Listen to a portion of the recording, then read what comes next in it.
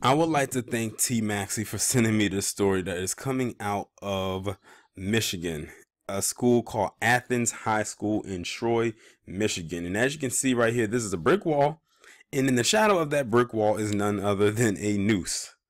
Now, this is going to be a laughable story right here. It's not funny that a noose was found, but it's laughable of the lengths that the excuses will go, that people will give to protect their own, no matter how silly or ridiculous it sounds.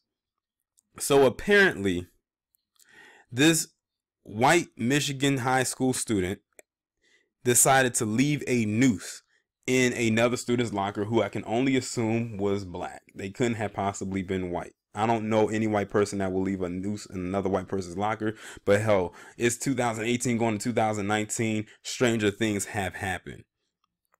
But it's amazing that this should be seen as a hate crime, but oh no, the principal of the school, through the entire code of being on code behind this student, and said that this was not a racially motivated hate crime, but it was none other than that of a cry for help.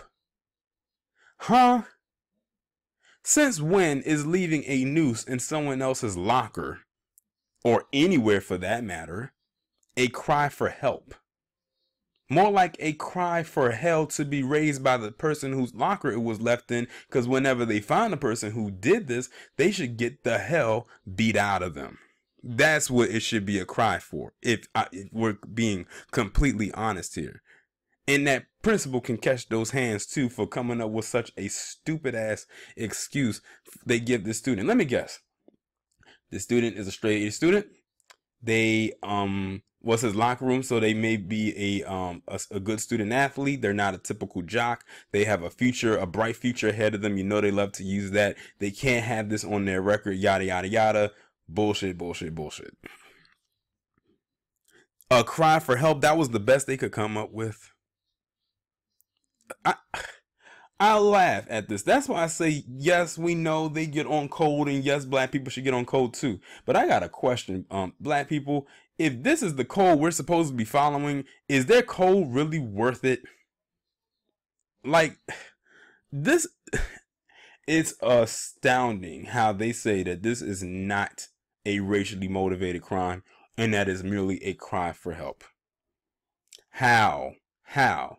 Somebody please explain this to me. Help me make this make sense.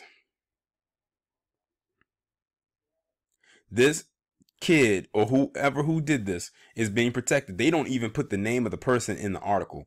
So I already know they're being protected. It says, obviously, we are aware of the hostile racial symbolism of a noose display and want you to know that we take this very seriously. Apparently, you don't if you say this was a cry for help. And will continue to investigate throughout the day, tomorrow, and beyond. I highly doubt it. And this is the principal saying this. It said, if this was a racially motivated incident, I can assure you that it does not represent the values of Athens High School and the Troy School District. Any students involved will be disciplined to the fullest extent of the code of conduct. There is no room at Athens for any conduct like this, and it goes against the culture of diversity and inclusion that our students and staff work so hard to continually build. If it was a cry for help by a student intending self-harm, then we also need to know about it immediately so that we can assist and support that student in every way possible. Now, are they trying to insult my intelligence? As many of you know that I hate my intelligence being insulted. So are you trying to tell me that the person who left the noose in the locker is the owner of that locker? It wasn't by somebody else leaving it for somebody else. So if this was a black student that tied up their own noose and put it in their locker, it was them that did it. Are you kidding me? Is this what this principal is trying to tell me right now, that this student who did this was intending to self-harm themselves or commit suicide, and that this noose was intended for a black student by a black student?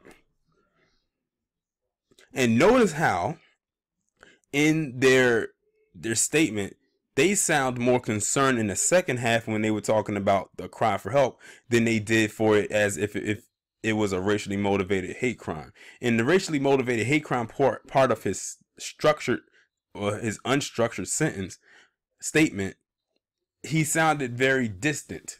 But when he talked about the self-harm, he sounded more alert and more concerned. I tell you, I can, doing these videos, I learn how to dissect these things based on tone. This was not a cry for help. This was a person who was racist, who did this to another student, or inflicted or intended this to be for another student, and they're covering for them. The question is why. Also, does the student come from a fairly, or rather, I would say, not wealthy, but a well-off family that lives in suburbia? If that's the case, well, we know the old saying, money talks, bullshit walks. Y'all let me know what y'all think about this down in the comments. Like, share, subscribe. The links will be in the description. I'll talk to you in the next one.